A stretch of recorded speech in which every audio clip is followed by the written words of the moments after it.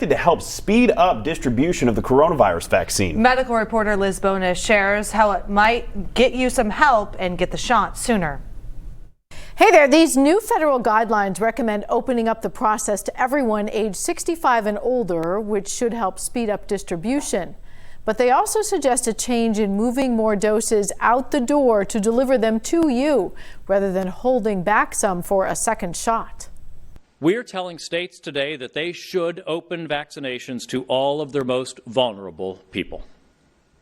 That is the most effective way to save lives now. Health and Human Services Secretary Alex Azar says not holding back the second dose of the Pfizer or Moderna vaccines will double available supply. This is welcome news for those following government guidelines distributing the vaccine.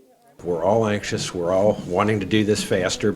These frontline healthcare workers, I got mine, and most of the other health professionals have gotten theirs, can also now be joined by some others among the most vulnerable under these expanded guidelines. We are telling states they should open vaccinations to all people over age 65 and over, and all people under age 65 with a comorbidity with some form of medical documentation as defined by governors.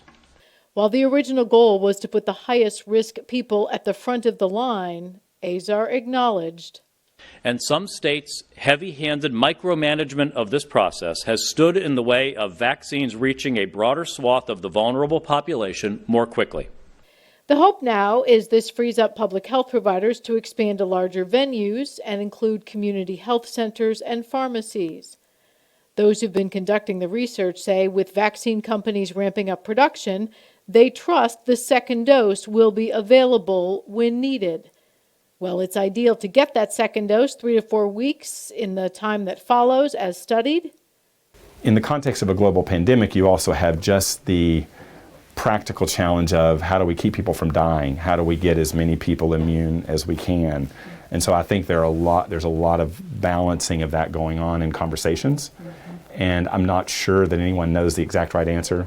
Now, of course, increasing the supply should help relax the process a bit, and along with more places to get the vaccine and more people eligible for it, the hope is that distribution will be easier to manage. I'm medical reporter Liz Bonas. We'll throw it back to you.